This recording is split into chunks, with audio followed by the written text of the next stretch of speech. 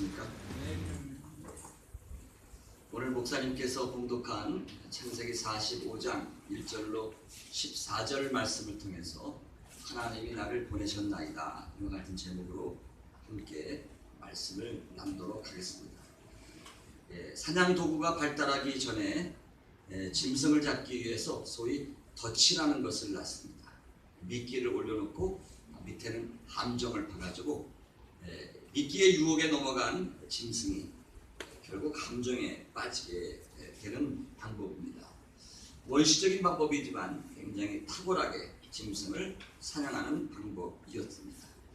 이 같은 방법이 사람에게도 적용되는 경우가 종종 있습니다. 제가 시카고에서 목회할 때에 어느 장로님이, 그 당시에 이제 장로가 아니셨고요, 한의원을 이제 경영하게 되었습니다. 그런데 어느 날 웬 백인 남성이 곰웅담을 가지고 와서 이걸 팔면은 네가 돈을 많이 벌 수 있으니까 내가 얼마든지 앞으로 웅담을 공급해 줄 테니까 이걸 한번 팔아봐라 그랬습니다. 여러분, 웅담이 뭐예요? 곰쓸개잖아요. 그럼 그러니까 웅담을 만들려면 곰을 죽여야 되는 거예요. 미국에서는 이 짐승을 죽이는 것은 굉장히 큰 벌을 받게 됩니다. 그런데 이제 이 웅담이 돈이 비싸니까 그만 이 장로님이 그 꾀임에 넘어가서 백인 남자로부터 웅담을 받아가지고 팔기 시작했습니다.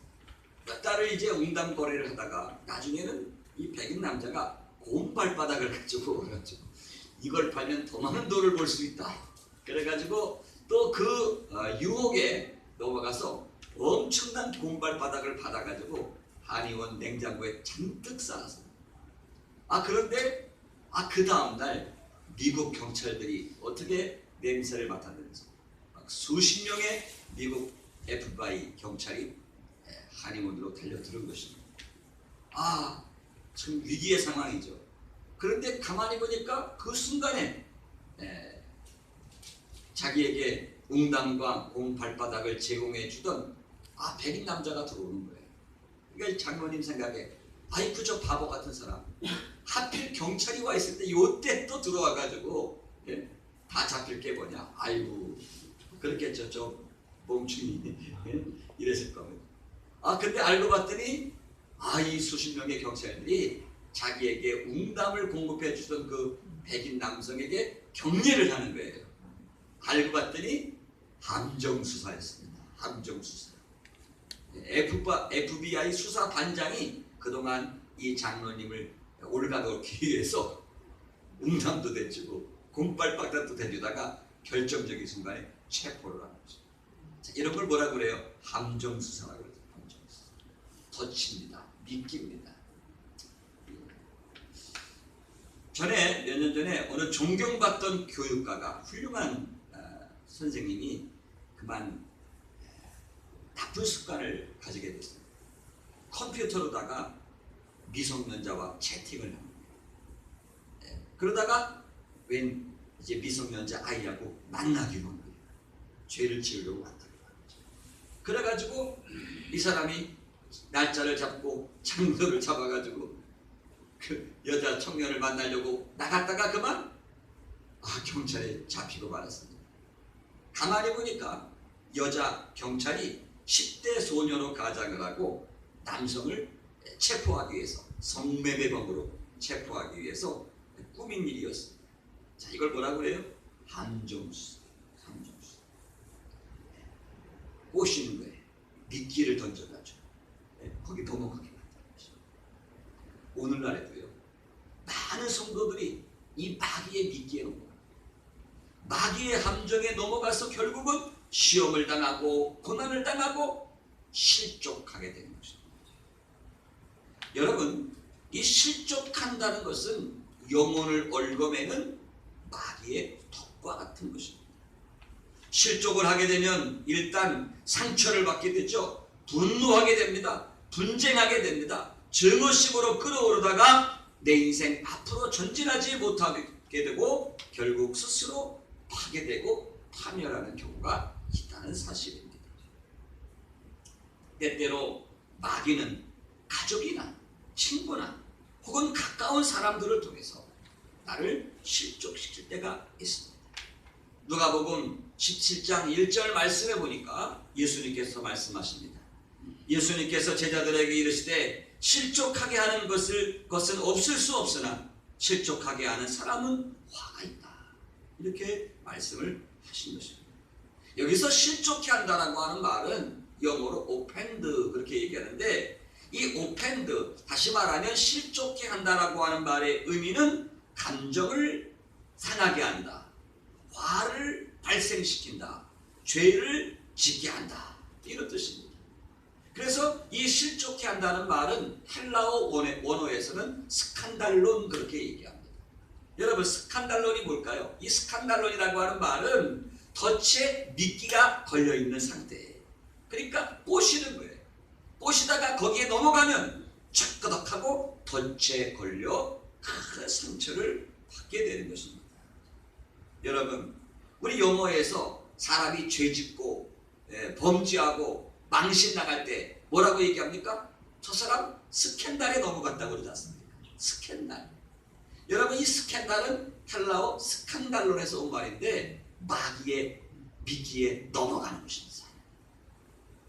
짐승이 마치 고깃덩어리 한 점에 눈이 어두워가지고 밑에 함정이 있는 걸 모르죠. 예? 함정 파는 거 모르는 것입니다. 예?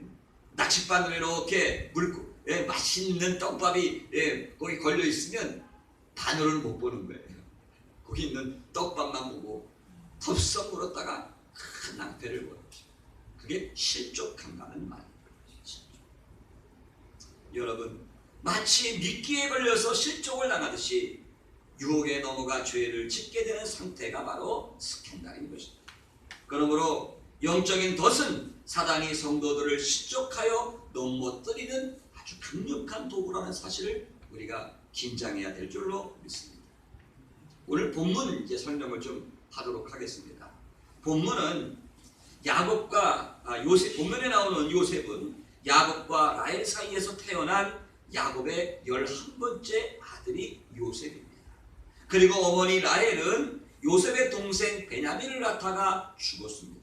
그래서 야곱은 요셉을 볼 때마다 자신이 사랑했던 라헬의 모습이 떠올라서 다른 아이들보다 더 연민의 정을 가지고 사랑했습니다.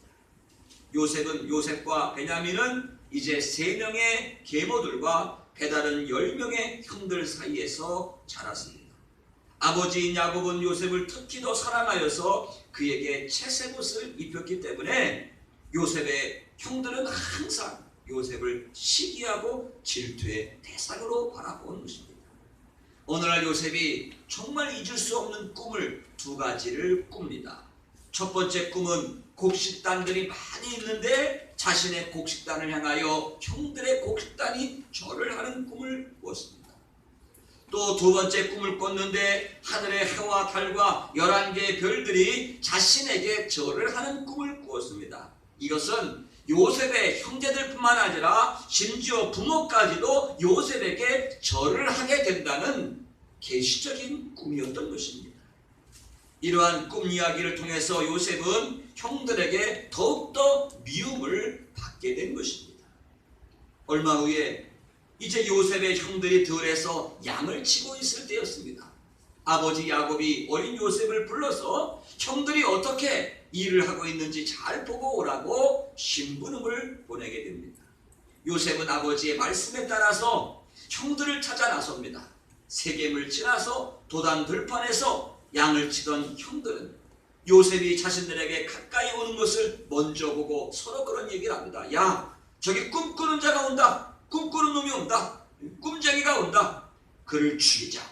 그를 죽여서 그 꿈이 어떻게 이루어지는지 한번 두고 보자 하면서 요셉을 죽이려고 물 없는 구덩이에 집어넣었습니다. 그리고 요셉이 짐승에게 물려 죽은 것처럼 가장하기 위해서 짐승의 피를 요셉의 옷에 묻혀가지고 그리고 아버지에게 갖다 줬습니다. 바로 그 순간에 이스마엘 대상들이, 장사꾼들이 이제 그 형제들의 곁을 지나가게 되었을 때에 요셉의 형 가운데 유다가 그런 제안합니다. 요셉을 죽이지 말고 애굽의 노예로 팔아서 그 몫을 우리가 나누어 가자. 마침내 형들은 은 20세겔을 갖고 요셉을 애굽의 노예로 팔아버립니다. 아버지 야곱의 편애와 요셉의 꿈자랑 때문에 형들은 실족을 한 것입니다. 마음의 상처를 받은 것입니다. 그래서 요셉의 형들은 요셉을 배신했습니다. 요셉으로 하여금 모든 것을 잃어버리도록 하였습니다. 요셉의 형들은 요셉에게 아버지의 이름과 유산을 상속할 권리를 빼앗았습니다. 가족을 잃게 했습니다. 가문에서 그의 이름을 지워버렸습니다. 근본적으로 요셉의 정체성을 완전히 박탈시켜 버린 것입니다. 한마디로 말하면 요셉에게서 모든 것을 다 빼앗아 버린 것입니다. 다른 나라의 노예로 팔리게 되면 이제 요셉은 죽을 때까지 노예로 살아야 합니다. 그가 결혼하게 되면 그 여인도 노예가 됩니다. 그리고 그가 자식을 낳으면 그 자식들 모두가 다 노예가 되는 것입니다. 살아있으나 죽은 사람과 마찬가지가 되는 것입니다. 어린 요셉은 형들에게 애원하면서 살려달라고 울부짖었습니다. 그러나 이미 마음에 큰 상처를 받고 실족한 형들은 요셉을 지극히 사악하고 잔인하게 동생을 애굽의 노예로 팔아버린 것입니다. 우리는 창세기 45장 45장을 많이 읽었기 때문에 이미 요셉의 결말을 다 잘 압니다. 요셉의 결말을 잘 알고 읽기 때문에 참 이 하나님 말씀은 드라마틱하다 이렇게 우리가 생각할 수도 있지만 그 당시에 그 어린 요셉은 앞으로 어떻게 될지 전혀 모르는 예측 불가능한 상태에서 애굽의 노예로 팔려갔다는 것입니다. 요셉의 꿈은 산산조각 났습니다. 그는 낯선 애굽 땅의 노예로 팔려가서 죽을 때까지 다른 사람의 소유물이 되어야만 했습니다. 어린 17살의 나이에 애굽의 군대 장관 보디발의 집에 팔려가서 10년 동안 노예의 삶을 살았습니다. 시간이 지나면서 요셉은 주인에게 인정을 받게 되었고 보디발은 요셉을 가정의 총무로 삼았습니다. 요셉은 이제 하나님께서 축복하셔서 상황이 점점 좋아지고 있다고 믿었습니다. 외롭고 고달프고 힘든 노예의 삶이지만 요셉은 결코 실족하지 않았습니다. 열심히 충성했습니다. 그럼에도 불구하고 또다시 요셉의 인생에 불길한 삶이 다가오고 있었습니다. 요셉의 주인의 아내가 요셉을 향하여 음탕한 눈빛을 던지며 유혹을 합니다. 여주인이 매일 요셉을 유혹했지만 요셉은 그때마다 믿음을 가지고 거절을 했습니다. 요셉을 향한 또 다른 마귀의 함정이 찾아오고 있는 것입니다. 요셉에게 거절당한 이 여주인은 요셉에게 억울한 누명을 씌웠습니다. 화가 난 주인 보디발은 요셉을 애굽 바로의 왕의 감옥에 집어쳐놓고 말았습니다. 바로의 감옥은 오늘과 같은 현대식 수용소가 아니었습니다.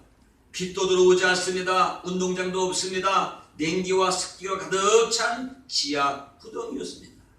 이제 요셉은 그곳에서 고통을 견디면서 죽을 때까지 보내야만 했습니다. 만일 요셉이 애굽 사람이었다면 풀려날 기회가 조금이나마 있었을는지 모릅니다. 그러나 여러분, 외국인 노예의 신분으로서 여주인을 겁탈하려고 했던 혐의가 있는 요셉에게는 희망이라고는 전혀 없게 된 것입니다.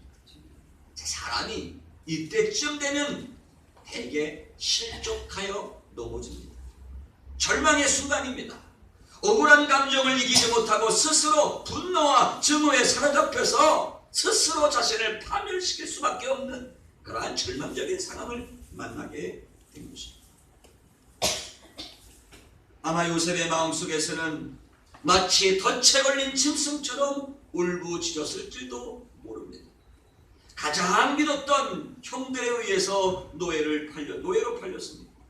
하지만 스스로를 달래며 10년 동안 주인에게 정직하게 충성을 했습니다. 온갖 유혹을 뿌리치면서 하나님 앞에서 믿음으로 살려고 노력했습니다. 그런데 그 대가가 바로 억울한 누명을 쓰고 절망의 감옥 신세란 말입니다.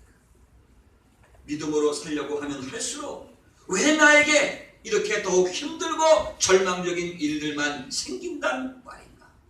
하나님께서 어찌하여 나에게 이런 일을 생기도록 내버려 두실 수 있단 말인가? 왜 하필이면 나에게 이러한 끔찍한 일들이 일어날 수 있는 것인가? 어떻게 한 피를 나는 형들이 나를 이 지경으로 빠뜨릴 수 있단 말인가? 아마 그렇게 원망하고 절규했을지도 모릅니다. 그러나 성경은 우리에게 분명히 말씀해 주기를 요셉이 형들로 인해서 좌절된 인생으로 인해서 실족했다는 말씀이 나오지 않습니다. 요셉은 실족할 수밖에 없는 고통스러운 상황을 겪으면서도 오히려 하나님께 순종하고 하나님을 의지하는 법을 터득해 나갔던 것입니다. 이와 같은 시련과 역경을 겪게 되면 많은 사람들이 하나님의 위대한 능력은 보지 않고 불가능해 보이는 환경에만 주의를 기울이게 됩니다. 그리고 낙심하여 누군가를 원망하고 비난하게 되는 것입니다. 우리 부모님이 나를 조금만 더 사랑해 주었더라면 내 인생은 정상적인 삶을 살았을 텐데, 우리 부모님이 이혼만 하지 않았다면 내 인생은 정말 멋있게 펼쳐졌을 텐데, 전 남편이 나를 그렇게만 대하지 않았더라면 나는 우리 아이들과 행복하게 살았을 텐데, 우리 교회에서 목사님이 나를 조금이나마 인정해 주었더라면 나는 시험 들지 않고 멋있게 봉사하며 신앙생활 했을 텐데. 여러분, 이와 같은 불평과 원망의 목록들을 정리한다면 아마 우리는 끝이 없을 것입니다. 그러나 여러분, 성경은 우리에게 분명한 진리를 말씀해 주고 있습니다. 어떠한 사람도, 심지어 마귀 사탄도 여러분 한 사람을 하나님의 뜻 가운데서 벗어나게 할 수 없다는 사실입니다. 하나님은 절대 주권을 가지고 계십니다. 하나님을 제외하고 그 어떤 누구도 우리의 운명을, 우리의 인생을 지배할 권리가 없다는 사실입니다. 요셉의 형들은 하나님이 요셉에게 주신 꿈을 파괴시키려고 했습니다. 그래서 그를 구덩이에 집어 던지며 말했습니다. 자, 저 녀석을 죽여서 그를 구덩이에 던지고 저 녀석의 꿈이 어떻게 되나 한번 보자. 형들은 의도적으로 요셉을 파멸시키려고 했습니다. 여러분 한번 생각해 보십시오. 형들이 요셉을 애굽의 노예로 팔아넘길 때 하나님이 굉장히 당황하셔가지고 그의 천사들을 바라보시면서 이제 우리가 어떻게 하지? 저 형들이 요셉을 노예로 팔아버렸으니 우리의 계획을 망쳐놨구나. 뭔가 대안이 없을까? 하나님이 그렇게 고민하지 않았다는 것입니다. 어쩌면 요셉을 버린 형들은 다름이 아니라 하나님의 손으로 정교하게 사용된 하나님의 도구에 불과했다는 사실인 것입니다. 여러분, 고린도전서 10장 13절에 말씀하십니다. 하나님이 감당할 시험 밖에는 너희에게 당한 것이 없나니 오직 하나님은 미쁘사 너희가 감당치 못할 시험당을 허락지 아니하시고 감당할 즈음에 또한 피할 길을 내사 너희로 능히 감당하게 하시느니라. 여러분, 하나님은 우리에게 피할 길을 주십니다. 시험을 피할 수 있는 길, 이것은 우연히 생겨나는 것이 아니라 하나님에 의해서 미리 계획된 정확한 길, 이것이 바로 하나님이 이미 하신 성도들을 위한 피할 길이라는 사실. 여러분, 고난을 당할 때 우리 성도들이 고난을 당하고 어떤 문제를 만났습니다. 그래서 그 문제와 고난을 통해서 마귀는 우리 성도들을 실족시키려고 하지만 하나님은 그 고난을 통해서 오히려 우리를 정금 같은 신앙으로 연단하시고 반드시 선한 길로 인도하신다는 말씀입니다. 여러분, 이사야서 48장 10절을 보십시오. 보라, 내가 너를 연단하였으나 은처럼 하지 아니하고 너를 고난의 풀무에서 택하였노라. 하나님 우리 성도들을 연단하시는데 어디에서 연단하신다고요? 고난이라고 하는 풀무를 통해서 우리를 순수한 정금 같은 신앙으로 단련하시고 연단하신다고 말씀하고 있습니다. 잘 정련된 정금은 부드럽고 유연하고 순수하고 깨끗하고 이물질이 없습니다. 그러나 그 금에 다른 금속 물질이 섞여 들어가면 단단해지고 유연성이 없어지고 부식이 많이 생깁니다. 이러한 금을 우리는 핫금이라고 얘기합니다.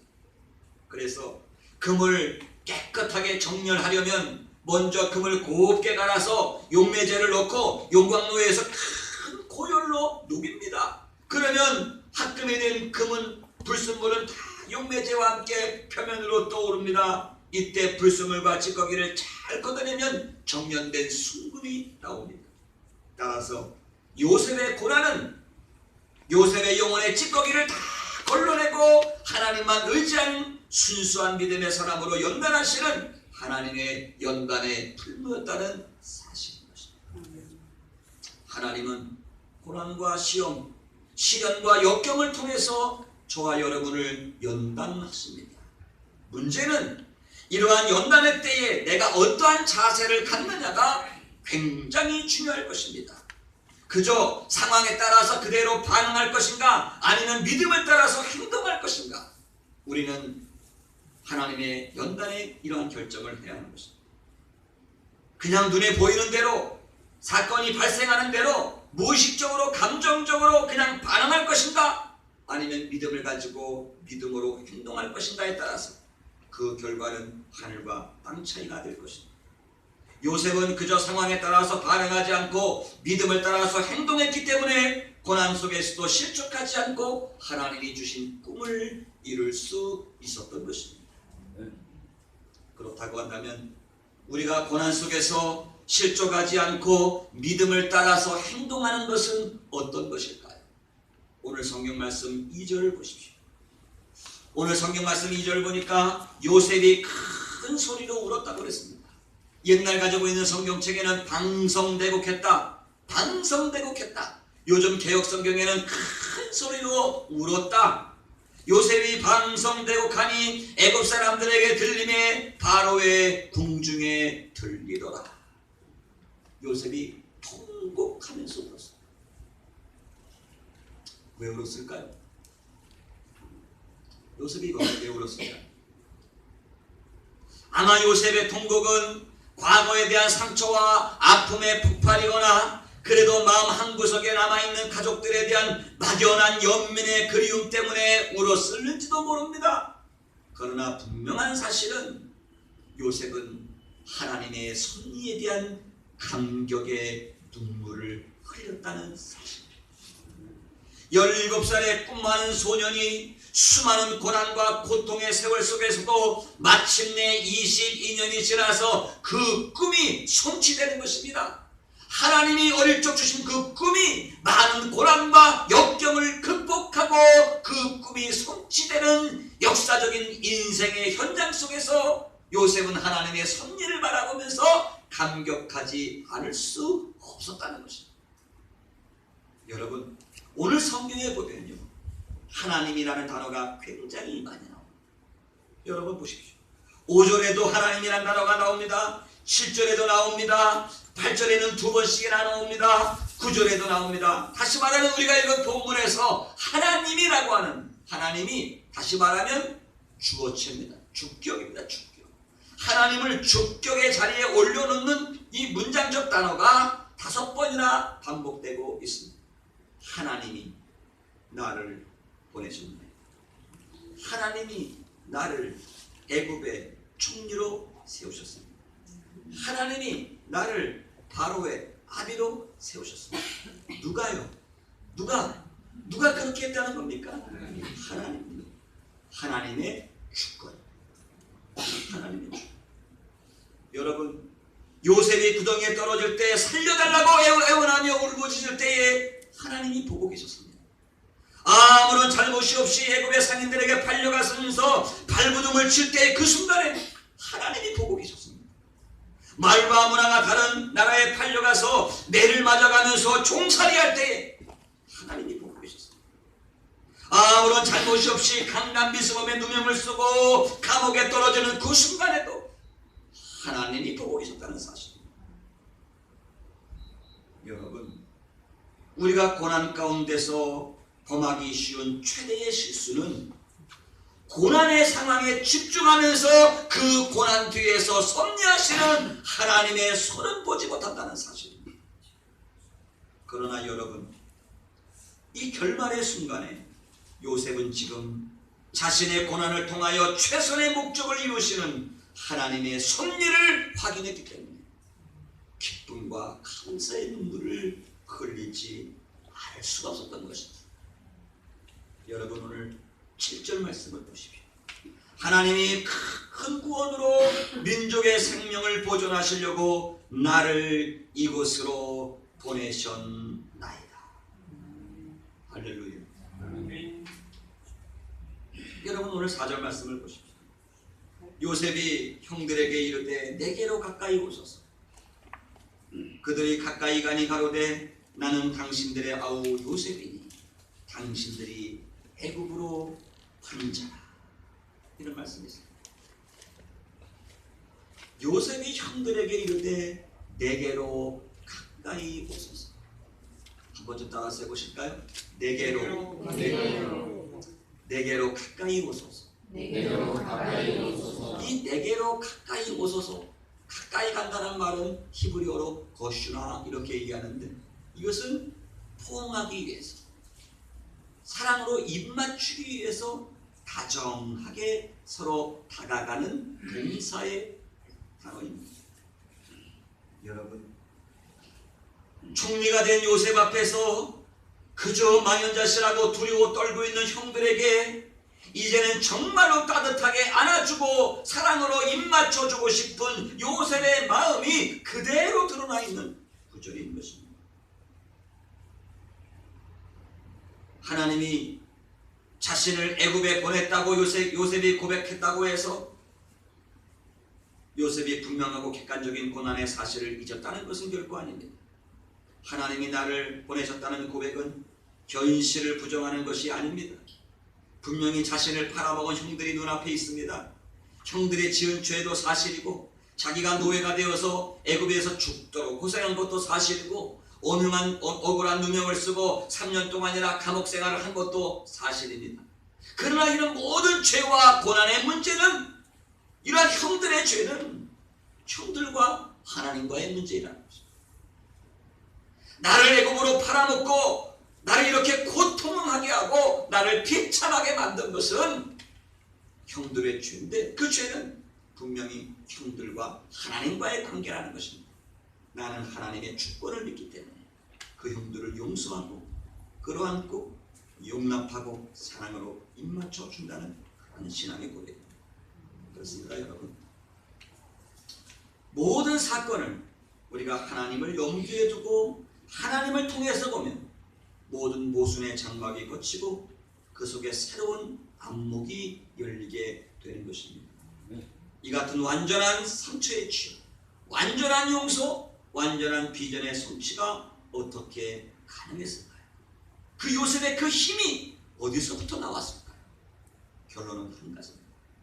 하나님이 나를 보내셨나이다. 하나님의 주권에 대한 믿음의 고백이 요셉으로 하여금 모든 고난과 역경을 이기고 하나님이 주신 그 비전을 성취하게 만드는 능력이었습니다. 이것이 여러분의 인생을 실족하지 않고 승리하는 신앙의 힘이 되시기를 주님의 이름으로 축원합니다. 아멘. 기도하겠습니다. 살아계신 하나님 아버지, 요셉은 참으로 많은 배신과 상처와 사단의 덫에 걸려서 울부짖고 고통당하고 힘들었습니다. 그러나 요셉은 하나님이 나를 보내셨나이다, 이러한 믿음에 굳게 서서 모든 역경을 극복하고 마침내 꿈을 이루는 믿음의 사람이 되었습니다. 우리 사랑하는 모든 성도들이 어떠한 고난과 역경 속에서도 우리를 섭리하시는 하나님의 손을 볼 수 있는 믿음의 눈을 열어 주시옵소서. 아멘. 예수님 이름으로 기도하옵나이다. 아멘.